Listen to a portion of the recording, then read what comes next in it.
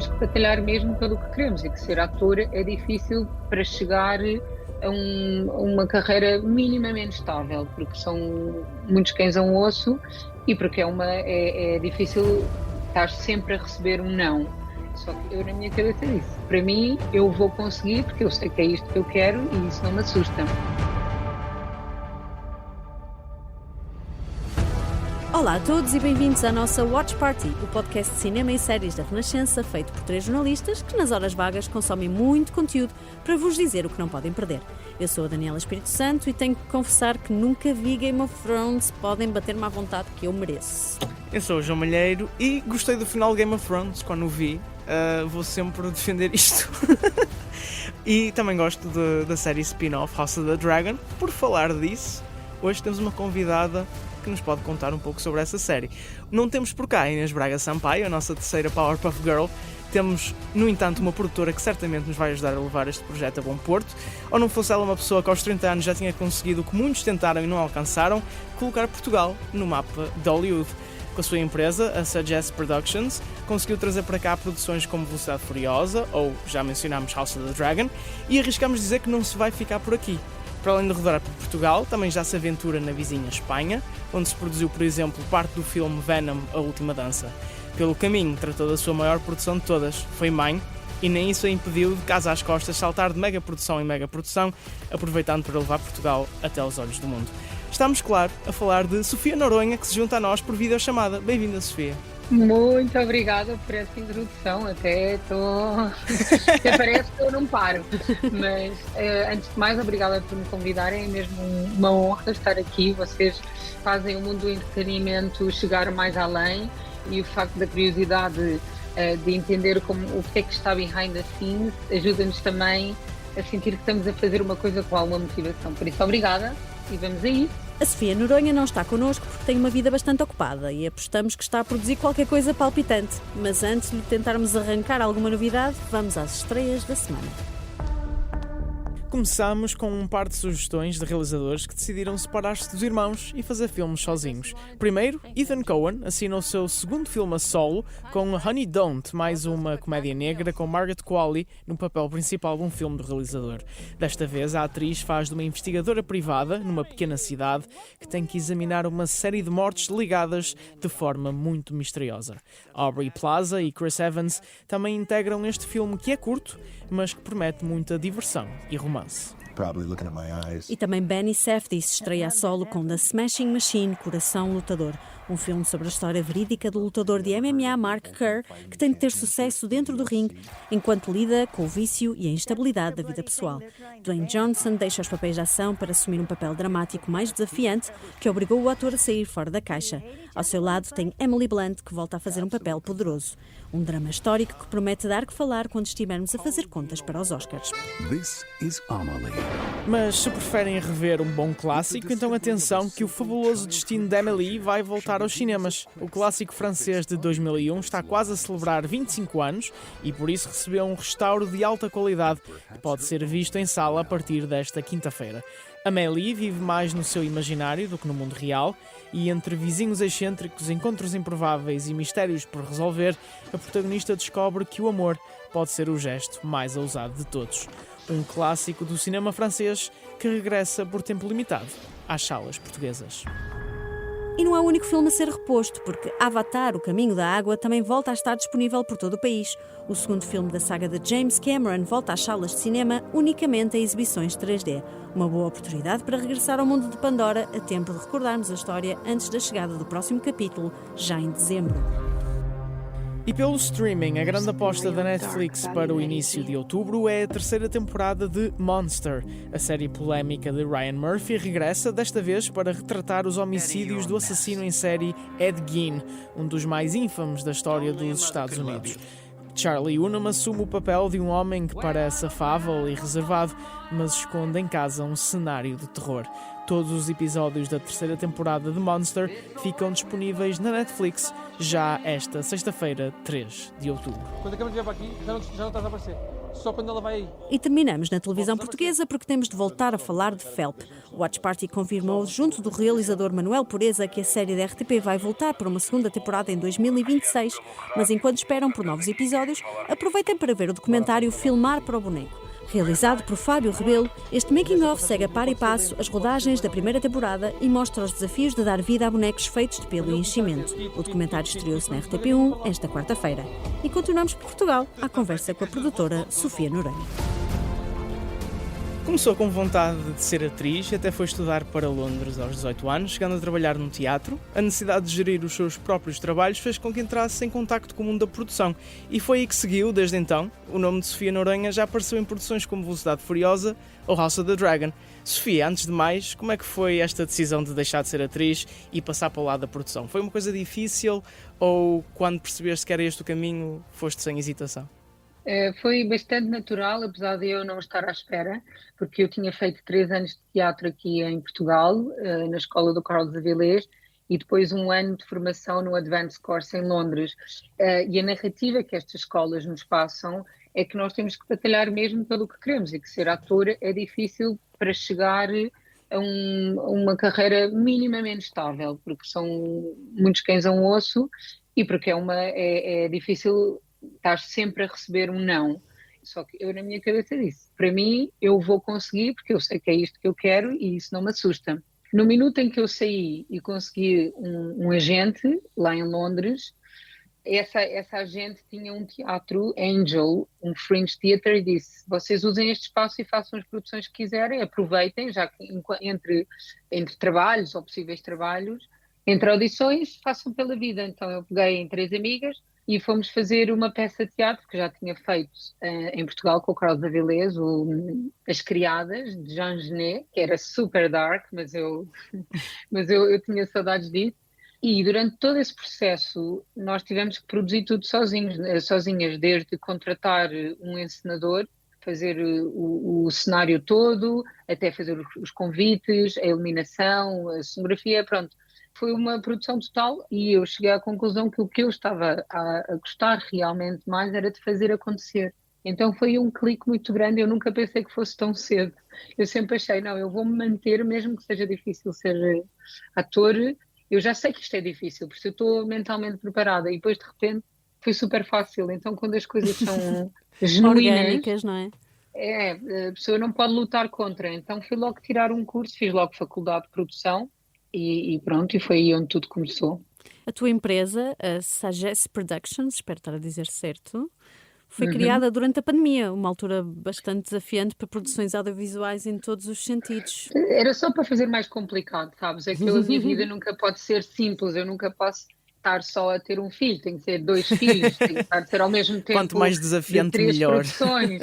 Exato, eu tenho que estar com a vida um caos para trabalhar melhor nesse caos.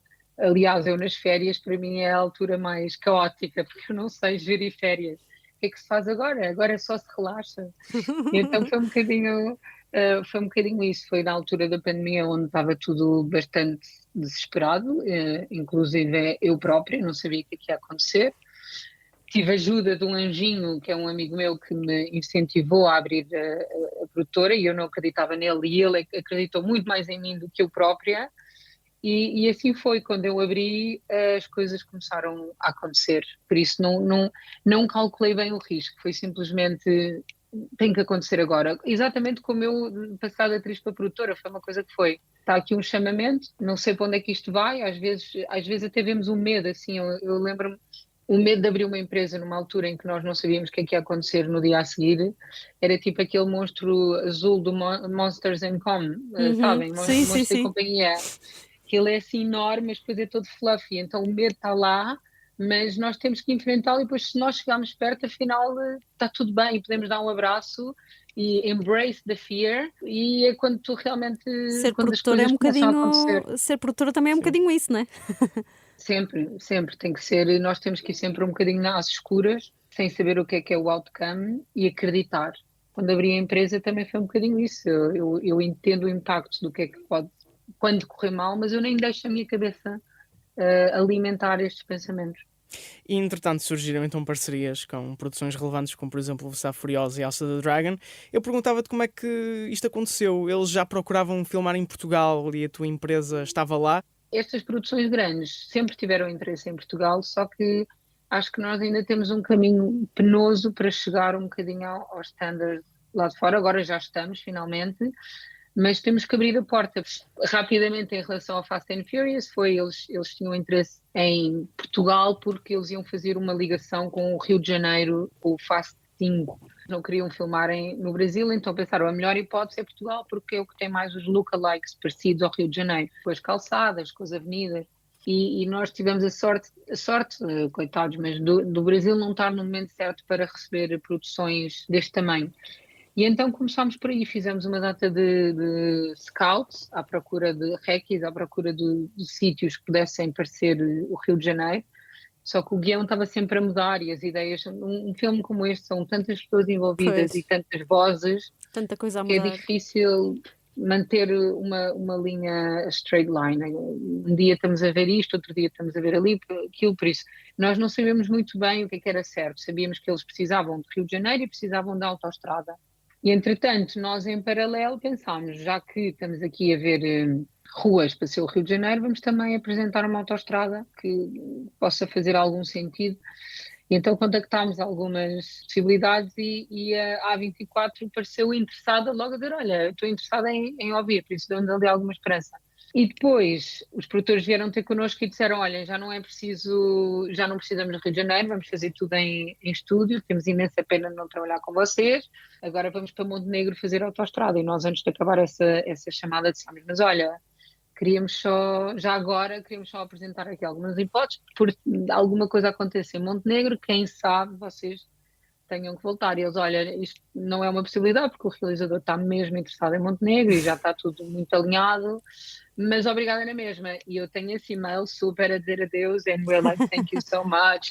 Mas passado umas semanas recebemos um e-mail dos produtores a dizer, hey, lembram-se daquela autoestrada que falaram? Nós, por acaso, estamos com problemas na autoestrada em Montenegro, porque aquilo, entretanto, não era do governo, a autoestrada, e então eles não conseguiam chegar aos donos da location. Sim, aquilo estava mesmo impossível deles safarem, e então tudo mudou e acabámos por conseguir filmar isto cá. Por isso foi um mix. E, para quem está a ouvir, a A24 não é a produtora, é mesmo a estrada. Exato. Também há a produtora A24.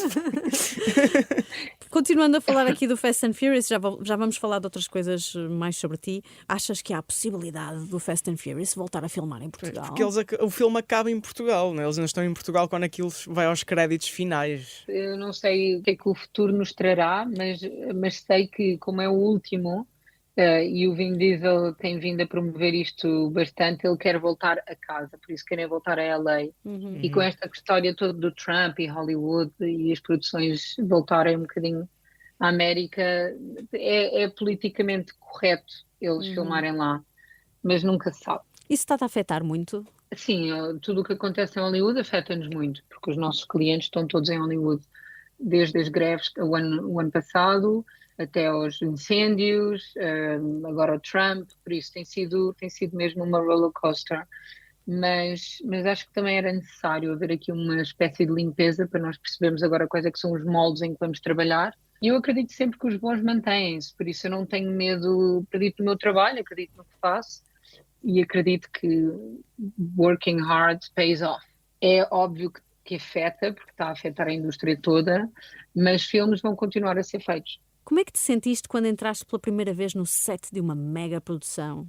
Assim, a primeira sensação que eu tive de sentir, uau, isto está a acontecer, foi quando eu fiz o Fátima aqui em Portugal, porque eu tinha acabado de mudar de Londres e tinha feito muitas produções, mas mais pequenas. De repente chegar a Portugal e fazer a minha primeira produção em que eu não fazia ideia como é que funcionava a indústria cá, e de repente veio o Harvey Keitel e a Sónia Braga. E também estar a fazer um filme que era tão meaningful para Portugal, foi assim uma sensação dupla de uau, estou a voltar a casa, estou a fazer uma história que nos pertence. Senti-me assim mesmo um daqueles momentos em que tu pensas I'm in the right track. Mas sim, essa foi a primeira, e depois o House of the Dragon Também Pois. foi assim uma sensação incrível. Centenas de extras, não é? Numa pequena Numa aldeia, pequena aldeia. Monsanto, isso Sim. deve ter sido um desafio logístico. A temporada toda, a sensação foi espetacular, porque foi sair de um Game of Thrones que estava tudo no auge com a série, e de repente isto era assim the fresh meat, everyone wanted to see. E nós tivemos a sorte de poder viajar Espanha inteira e Portugal em modo circus, não é? Ou seja, a equipa de 1000 pessoas, íamos para Barcelona, fomos para Granada, depois fomos para Cáceres, e então é aquela sensação de estar num summer camp, só que ficamos todos em pequenas. Não é aldeias, quer dizer, apesar de Cáceres e Torrinhos ser assim pequenino, mas Granada e Barcelona era maior, mas a sensação de estar com uma equipa a ultrapassar todos estes desafios dá-te assim um orgulho imenso. Mais do que a produção em si, do tamanho, é tu perceberes, uau, gerir isto tudo é de uma amplitude que é incrível, porque tu tens de confiar em toda a gente ao mesmo tempo, ou seja, não há ninguém mais importante ou menos importante, aquilo estamos mesmo a trabalhar em conjunto, e essa questão logística toda de Monsanto foi tu olhares para aquilo, pensares como é que vamos fazer isto acontecer, e depois o pensamento é vai acontecer e vai funcionar, ponto final. Nós íamos perguntar-te como é que é o dia-a-dia de uma produtora e tu agora de facto estás a meio de uma produção, por isso como é que é o teu dia-a-dia agora? Eu tenho que gerir os orçamentos todos, é aí que as coisas começam a apertar, não é? Porque os departamentos começam a perceber que precisam de mais dinheiro. Começa tudo a pedinchar, não é? Tudo a pedinchar, tudo a apertar. Ai não, mas eu preciso disto, eu vou precisar daquilo. E começa a crescer, a crescer, a crescer. Nós sentamos com os chefes de departamentos, com o production designer, com o costume designer, com os prosthetics, e olhamos para o guião e vamos cena a cena o que é que vamos precisar, e depois aí todos os departamentos falam e dizem da minha parte isto, é aquilo, depois voltamos a ver o orçamento que temos e vimos se é real ou se não é. Nunca é fácil chegarmos a uma conclusão, porque um orçamento está sempre a mudar. E uma vez que começamos a filmar, da parte do orçamento é um bocadinho mais tranquila, menos assim os imprevistos, que estão sempre a acontecer, e depois é gerir um bocadinho o dia-a-dia das pessoas, aquela questão de termos que ouvir toda a gente, porque está toda a gente sob muita tensão, e então é mais essa gestão de estamos a conseguir o que queremos filmar, não é? As dailies, como se diz. Olhamos para aquilo que temos a planificação do dia e depois é a realidade do que é que efetivamente conseguimos filmar ou não, se estamos atrasados, se vamos ter overtime, se temos que passar cenas para outro dia, se isso é possível, os atores, depois isso tem um impacto, não é? Olha, não conseguimos filmar isto, então significa que vamos ter que acrescentar sessões a atores, temos orçamento para isso, temos que mudar as viagens, vamos falar com os agentes, pronto. Gestão de crise pronto, 24 horas, não é? Completamente, desde as crianças aos técnicos que são igualmente crianças. Não há muita diferença. Equipas e filhos é igual. Já tiveste algum momento assim de maior tensão porque alguém não estava a comportar como devia em set? Há imensos momentos a toda a hora. É aquilo que eu estava a dizer, toda a gente tem que estar em sintonia máxima para tu poderes dizer ação, desde a câmara, à luz, ao foco, ao ator, ao cenário, à continuidade. Muitas vezes, por exemplo, estávamos a fazer agora umas cenas super emocionais, só que o cabelo da rapariga estava no sítio errado. Por isso, todas as cenas ela teve a chorar completamente. Nós estávamos no Video Village, que é onde está o realizador, e ela a chorar durante 15 minutos e nós a sabermos que aquele take não interessa. E o que é que, no teu entender, neste momento Hollywood procura em Portugal? E o que é que ainda não descobriu? Eu ainda não desistia, eu continuo na luta. Estou com muita esperança agora a ver se conseguimos aqui aumentar os incentivos fiscais, no sentido de perceber que isto é uma indústria que pode trazer grande economia ao país, não só a parte criativa, mas também a parte económica, e isso é um ponto que eu tento reforçar olhando para os países lá fora e percebendo que o cinema também é uma indústria, que eu acho que é o que falta aqui em Portugal. Isso ajuda muito os americanos também, americanos em geral, Hollywood, a perceber que Portugal tem muito para dar. Eles já têm interesse, ou seja, o interesse em Portugal está cá, não só pelo turismo, mas porque é um país verdadeiramente welcoming, diferente de, por exemplo, Espanha, que tem uma data de variedade de locations, não é? Espanha 2 vezes maior que nós, mas depois muitas vezes não tem uma cultura tão aberta como nós temos, e sempre que temos clientes cá, eles adoram. Aliás, este ano estamos efetivamente a trabalhar com 2 clientes que estão a voltar o segundo ano e com vontade de voltar um terceiro. Agora vê-se muito, por exemplo, sei lá, uma série ou um filme, de repente, assim no meio do nada, falam de Portugal. Sentes que já estamos Sim, um bocadinho exatamente. dentro da cabeça de Hollywood. Estamos completamente. Nós tivemos ali um momento, quando houve aqui o House of the Dragon, depois a Velocidade Furiosa, depois o Damsel e o Heart of Stone, foi assim um grande boom para Portugal. Foi tipo, Hollywood acordou e pensou, uau, Portugal tem muita capacidade. Só que depois tivemos um ano sem resposta, porque estávamos em mudanças de governos e o costume, e os americanos são muito straightforward, ou é ou não é. Por isso nós demos um Certo. passo atrás e agora estamos outra vez a tentar reconstruir, em paralelo com a crise da indústria. Por isso eu tenho a certeza que isto agora é sempre a crescer. E estás neste momento a trabalhar numa produção? Queres contar-nos Podes alguma coisa falar-nos sobre um isso? pouco sobre isso? Posso, sim, senhora, no sentido em que não é uma produção com um estúdio por trás, acaba por ser uma produção independente americana, mas que é o que eu acredito que a indústria vai cada vez ter mais. Porque esta ideia das produções de estúdio com grandes orçamentos vai acabar, porque os estúdios já não se querem responsabilizar pelos orçamentos dessa forma, eles querem ser uma plataforma de distribuição com algum SEM no produto final. Então, produtores independentes, como a que nós estamos a fazer, com mid-range budget, vão começar a aparecer cada vez mais. Neste caso, estamos a trabalhar num filme de terror americano, com um cast internacional, sendo que um dos atores é o Lucas Dutra, porque nós também tentamos muito. Trazer talento português para as produções internacionais, não é? Exatamente.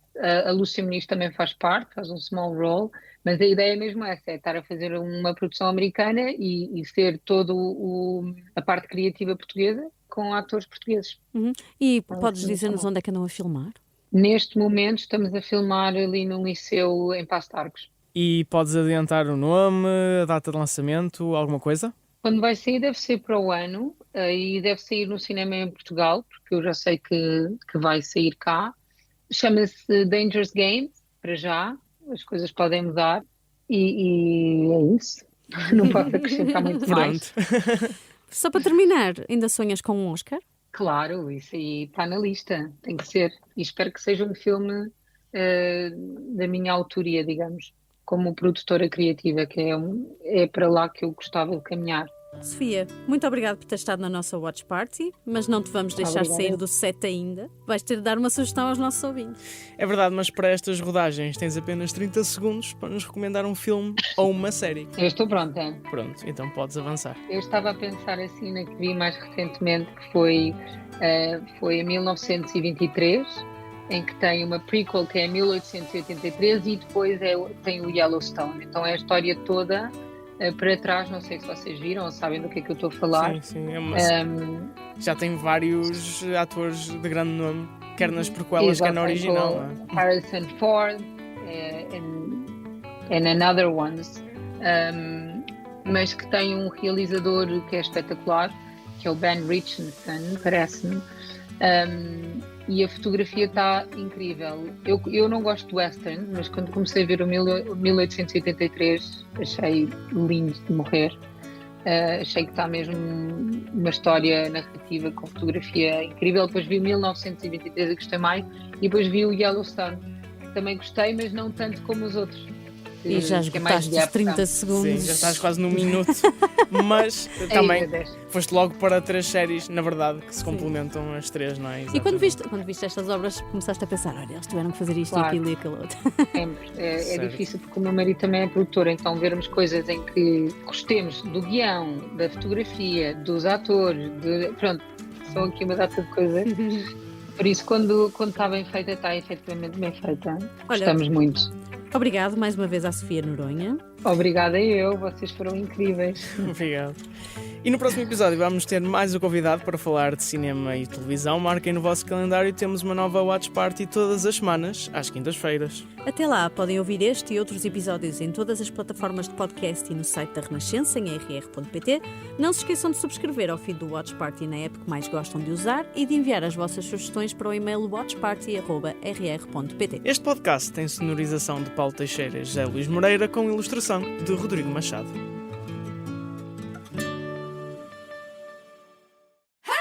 Sátira, desconforto e alguma vergonha alheia. É assim extremamente desagradável comigo, Joana Marques, e pode ouvir na Renascença de segunda a sexta, às 8h15 ou em podcast aqui. Desagradável. Este é um podcast Renascença.